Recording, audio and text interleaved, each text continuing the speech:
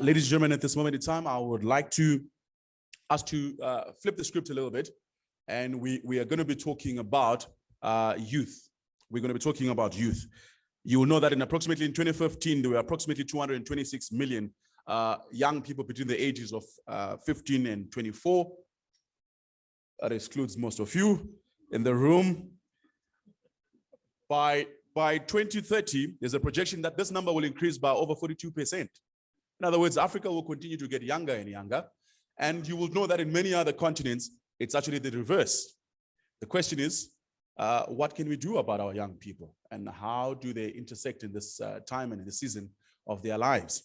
This moment in time, please allow me to welcome Evans Okinyi from East Africa Philanthropy Network, where he's the CEO, and he will introduce our keynote speaker on African youth. Evans, let's give him a hand as he comes. Thank you.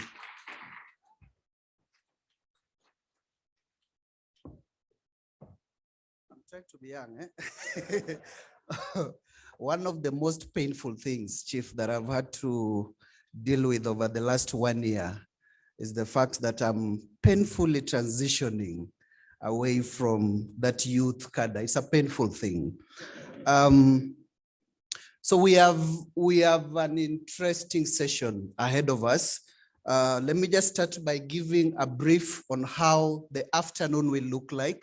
Then I'll take a few minutes to set the context as I introduce the speaker that will take us into the conversations about the youth. So one, just check with us if the online community is comfortable in terms of the sound and all that, because we don't want them to miss anything. We will then break out into 3 groups. The first group will be looking at youth giving, this side of the room. Of course, they'll do the partition. The other side of the room will get into youth participation. And then the room, the other side, forgetting the name, will be on youth education and awareness. Allow me start by picking it from where Halima stopped. And she asked us a very interesting question. And the question was around how do we position our power in a way that is in solidarity? And I think that's one of the issues that we really want to dive deeper into in the youth conversation that we are about to start. In the morning, we talked about the whole conversation around climate change. We now want to talk about youth. Later tomorrow, we'll be talking about technology and systems in philanthropy's practices. And I want to just quote one of my great sources of knowledge, that is Joseph Benziger. And he says, if we can save the youth energy from being dissipated by negative tendencies, if we can harness it for the right purpose, if we can be honest towards our youth, and if we can give them proper orientation, I am very sure they would bring about universal harmony and establish global peace. And we all know that with peace comes economic stability and development. According to UNICEF, in the next 35 years, they are saying that 1.8 billion babies will be born in Africa. The continent's population will double in size, and that population will be under 18 population. And that population will increase by 2/3 to almost 1 billion people. What does this mean for us? This means that for us to have a just intentional conversation around the importance of the youth, we've got to place the youth at the center of all the strategies, all the conversations, all the interventions that we are discussing today. And I'm standing here proudly as one of the beneficiaries of a sector that believed in the power of the youth, in the capability of the youth, with the position that I'm holding today. And so there are 3 critical issues that we have to look into as we have this conversation. One is about the participation of the youth. I think we've got to be very intentional in ensuring that the youth participate in the many conversations and interventions that we are talking about today. They've got to be at the center of those innovative solutions that we can discuss. We've got to tap into that energy that they have. The second thing is around the giving that is taking place within the youth. And we have a continent that is really growing in the youth population. If you look at all the reports, the AFDB report of 2011 suggested that the youth giving and the youth voluntarism is one of the biggest emerging opportunities that we need to tap into if we are to build a future that is pegged on the energy and enthusiasm that exists within the youth population. So that transformative experience should actually be encouraging the youth, to be part of those many efforts that we are putting in place. Then number 3 is around their education and awareness. I think that's one critical area that we really have to tap into. The agility that is there within the youth really requires to be recognized, by the philanthropies, you and me who is in this room today. Their flexibility and their areas in learning equally needs to be tapped to guarantee a more impactful philanthropic interventions going into the future. And so we have a very, very interesting conversation ahead of us. And to set for us the context, to immerse us into that interesting conversation that is coming, I have with me a gentleman, Daniel Kabani. Daniel is the CEO of DNK Consultancy, which is based in Zimbabwe. He is a young entrepreneur, a philanthropist, and of course a speaker. He is a pharmacist by profession.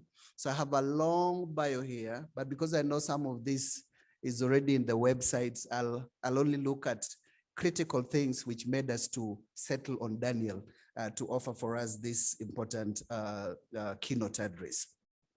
So one of the things that Daniel has been exceptional in doing, he has a farm that every year hosts what they call the National Education Expo, which happens to be one of Zimbabwe's biggest education and entrepreneurship expo, which is hosting in excess of 2,000 youths as participants. And since the inception of the work that he's doing, he has managed to mentor quite a number of youths. He has managed to offer pro bono services to over 3,000 SMEs. I think even before Daniel comes, let's give him a round of applause on that specific one. And that majorly is coming from low-income communities. I think that's worth emulating by most of us. So they run a social transformation and mentorship program. They call it Bees Eat to Feed, which is a feeding and mentorship program for street kids. I think that's amazing.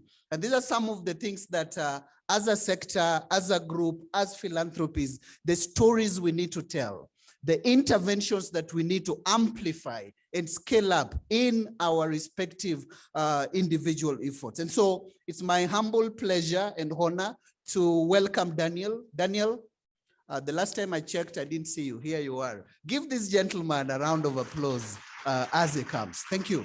And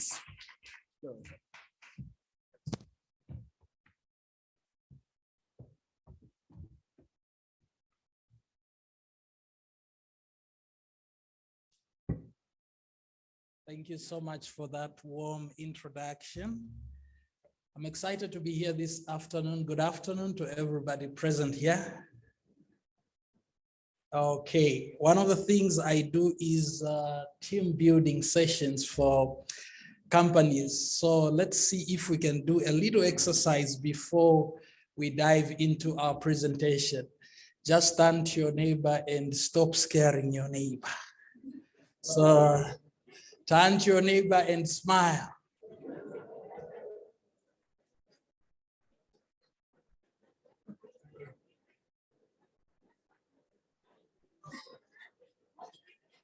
Is your neighbor looking less scary now? Aha, that's awesome.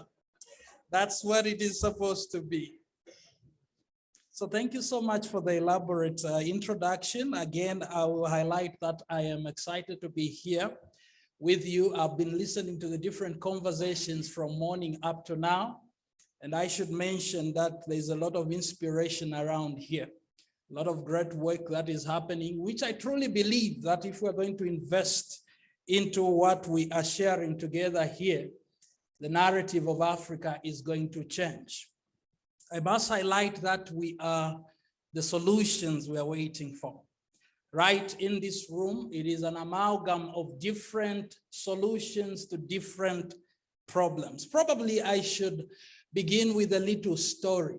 So one Ghanaian scholar in the name of Dr. Samuel Quarantine Pimpim, who is an engineer and a systematic he did theology. That would be a yes. So he writes a story and he writes a story about what he calls monkey solution. So he says one day, monkeys were up in a tree and they were facing the coast. And suddenly they see fish jumping in and out of the water. And the monkeys seated in the tree realized that there was a disaster happening in the water. So they said, look, the fish are drowning. We must go and rescue the fish. So the monkeys jumped into the water, went and started picking the fish out of the water, taking on the shore. And after that, they climbed back in the tree, gave each other a monkey high five and said, job well done. We have rescued the fish. By the time they wake up, they are going to thank us. Unfortunately, the fish never woke up because the monkeys introduced a monkey solution to a fish problem.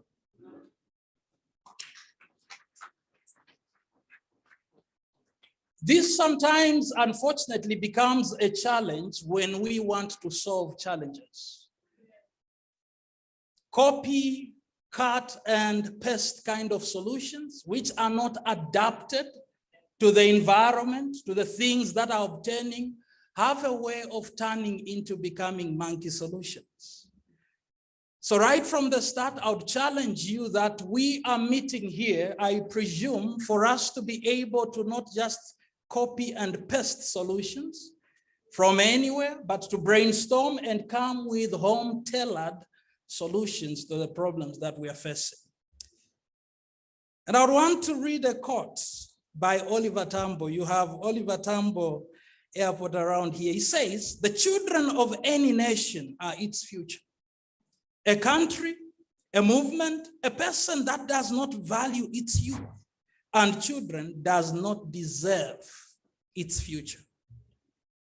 When you don't value your youths, you don't deserve your future because the youths are the future. The harvest of any farmer sits in the nursery. And it is with what intent, with what concentration, with what investment that you make in your nursery to the same extent that will determine your harvest. And this is why Africa must begin to pay particular attention to the youths. Because without investing much in the youths, without paying attention to the youths, without mentorship and grooming, the future of Africa is doomed. And it reminds me of a poem that was written by one youth activist in the name of Hussein Eugene Perkins. And I will read you that poem this afternoon, but I'm going to rephrase it. The poem is, Hey, Black Child, and I'll say, Hey, African youth. So the poem says, Hey, African youth, do you know who you are? Who you really are? Do you know you can be what you want to be if you try to be what you can be? Hey, black child, do you know where you are going? Where you really are going? Do you know you can learn what you want to learn if you try to learn what you can learn? Hey, Africa child, do you know you are strong? I mean really strong. Do you know you can do what you want to do if you try to do what you can do? Hey, African child, be what you can be, learn what you must learn, do what you can do, and tomorrow your nation will be what you want it to be. And this is what we must communicate with our youths, to begin to own the solutions that are being provided to their problems. And I'm happy that it is beginning to happen across the continent. And like many speakers before me have highlighted, probably we should move away from a mentality where we expect solutions to be given to us. And when I sit in a room such as this one and I hear the suggestions that are being given, that gives me hope to know that much will be done in the near future, or probably even in the present, to change a lot of issues that are facing, especially our youths. Statistics clearly indicate that we have a lot of youths. Between 10 and 12 million youths enter the workforce each year here in Africa. But only 3.1 million jobs are created.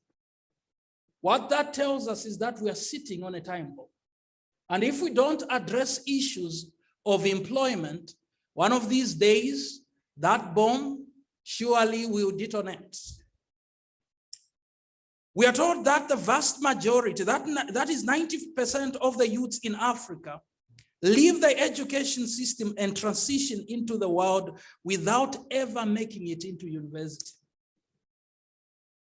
Of the 9% that enters university, only 6% graduate.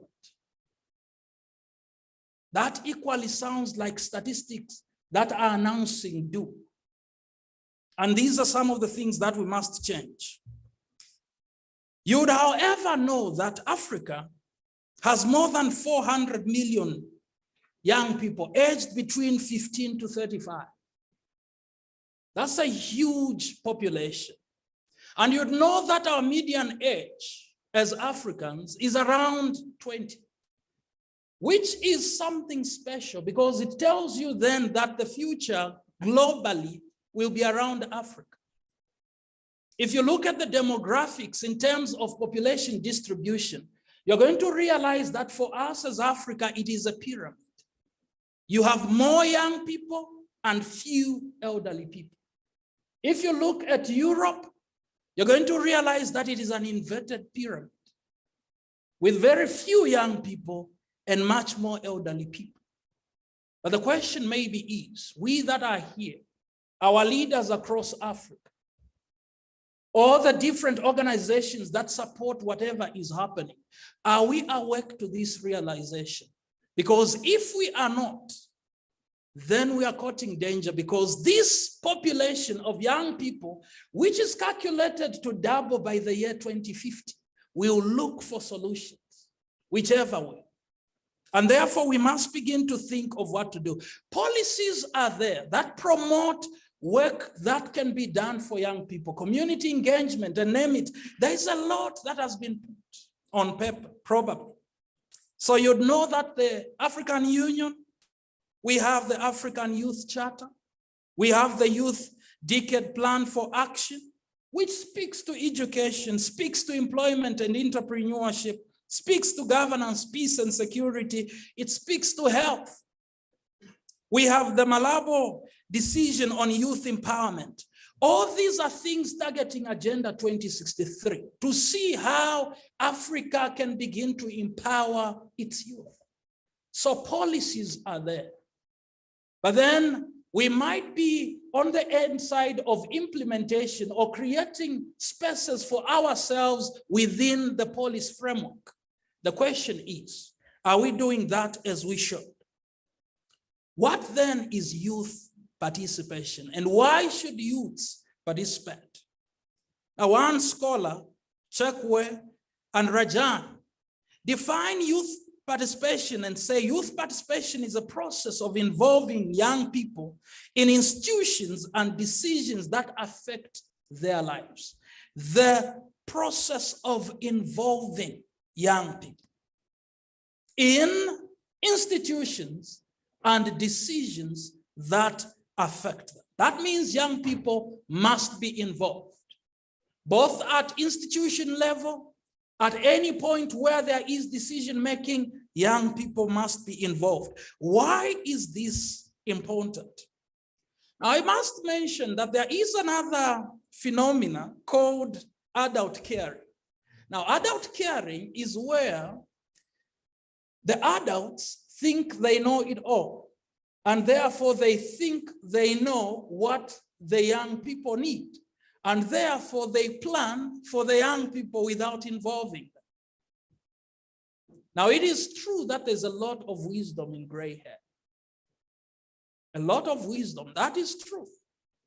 And probably from the African context, we highly respect our elders because we see them as oases of wisdom.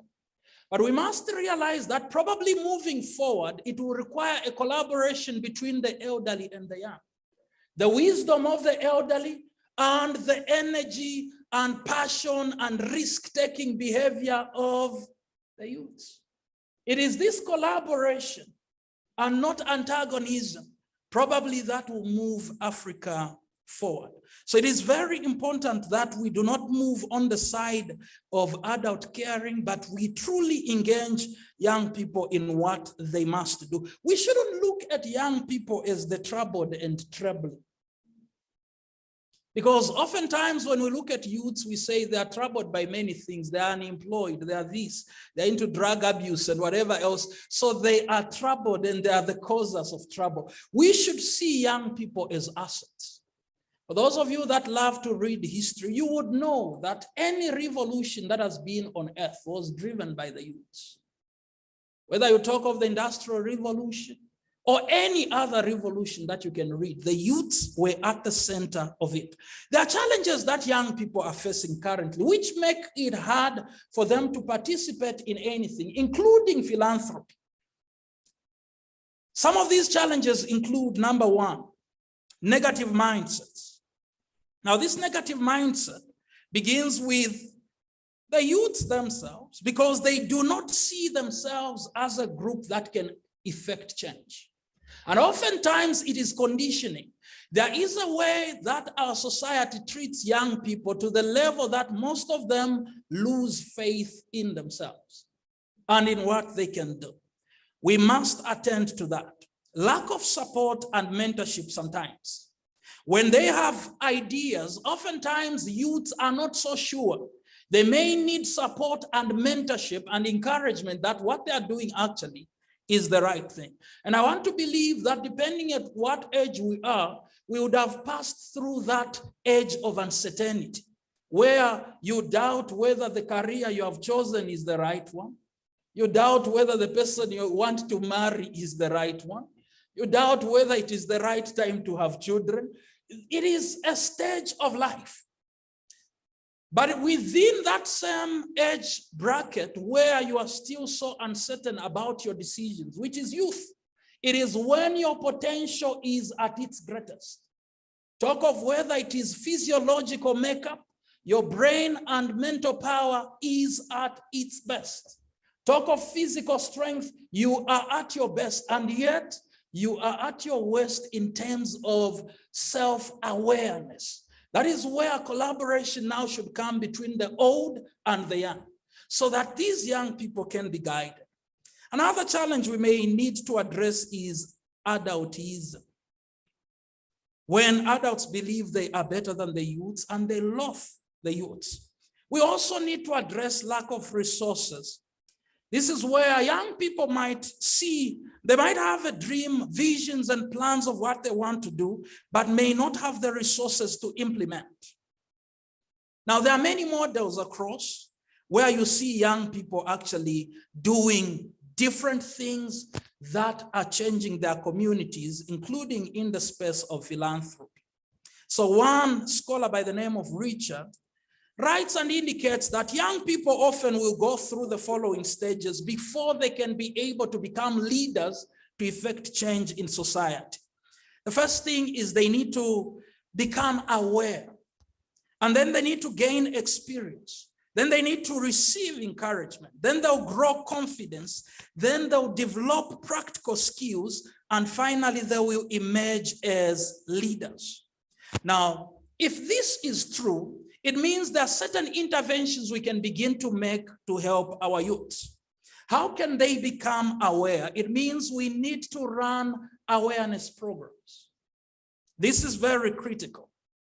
How can they gain experience? Oftentimes when young people apply in institutions, even where they want to volunteer, they'll be told they need to have certain years of experience, 5 years experience. Now, this is a guy who is coming out of high school and is told he needs 5 years experience. That's paradoxical. How do you have 5 years experience of work? You're coming out of high school. So we need to create spaces where young people can volunteer. And I'm hoping that from the institutions where you are coming from, you all have spaces through which young people can volunteer.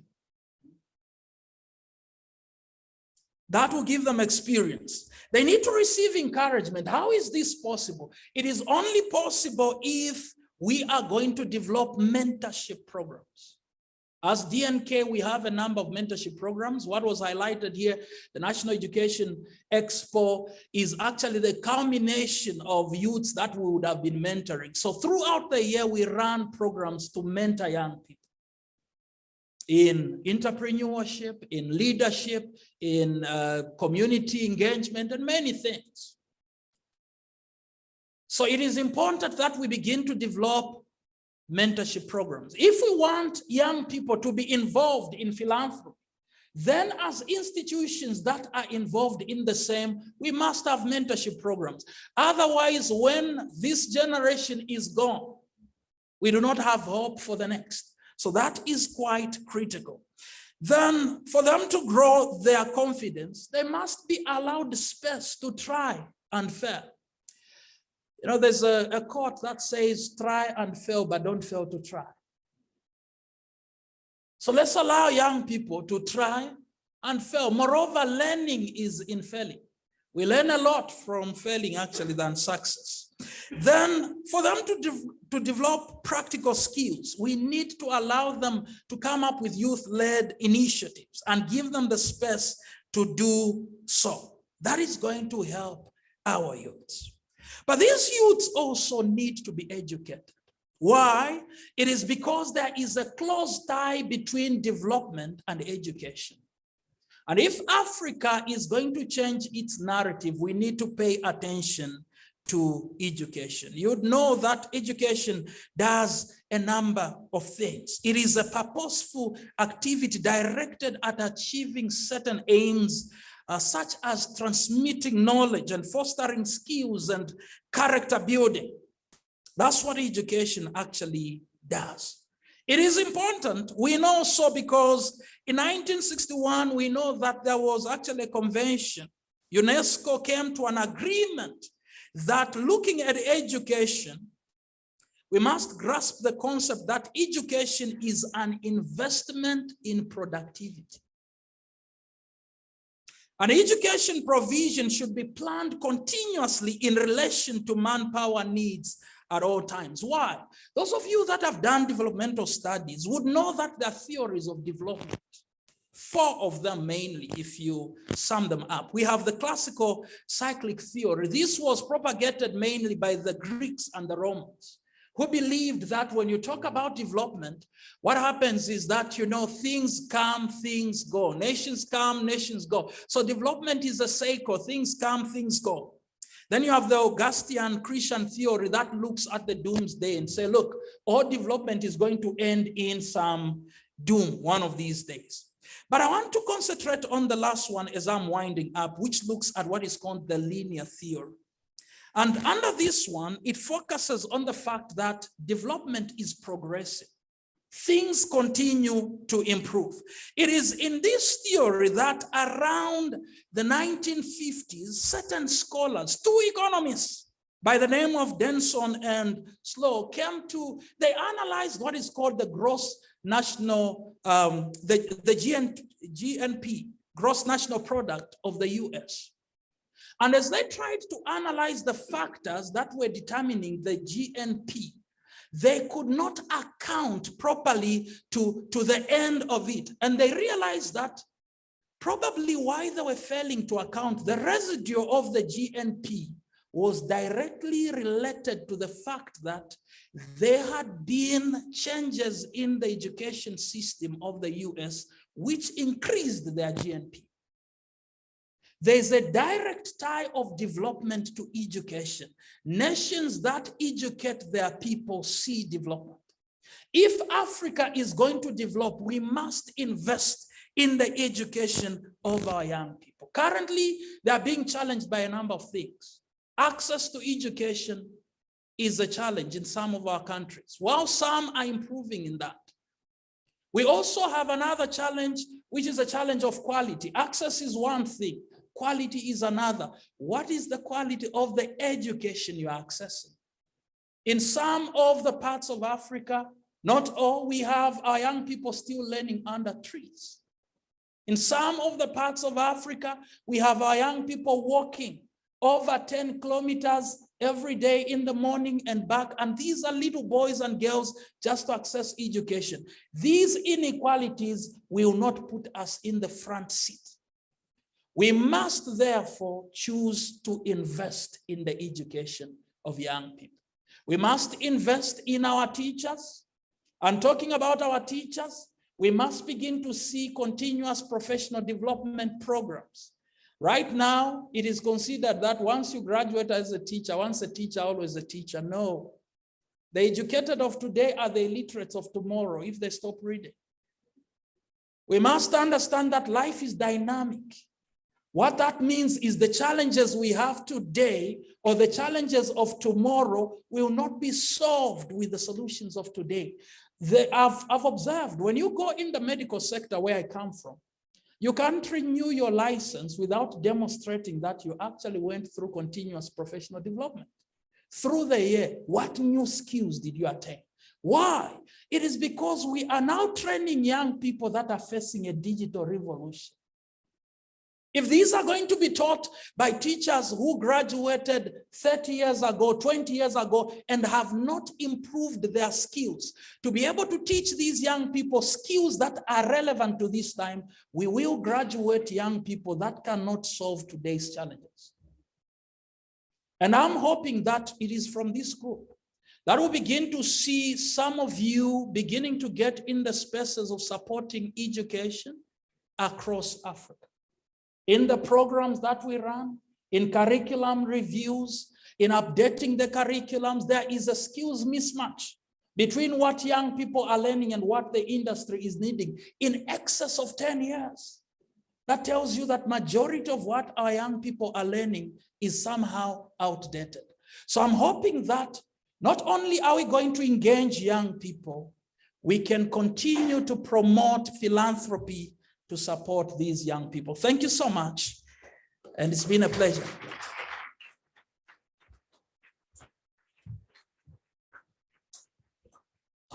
Well, ladies and gentlemen, the stage is set. The thoughts are provoking. I was listening to Stanyan and I was thinking to myself, wow, what great provoking thoughts he has brought to the room. More so because he sounds like a cross between a preacher and a politician. So it's the perfect mix in African politics, you know, a little bit of illusion there, a little bit of reality there, and just keep it going. But really thought-provoking and appreciated. Earlier on in your introduction, of course, you were credited to being working in Zimbabwe, but it's actually Zambia, right? Yes, because you know, if you're from Zimbabwe, without saying Oro somewhere in there, I was like, no, it can't be. Actually saying actually 10 times, you know, it's impossible. Yeah, definitely not Zimbabwe, and I can tell you for free. Everybody Oro weekend. Yeah, leave that to Briggs and others.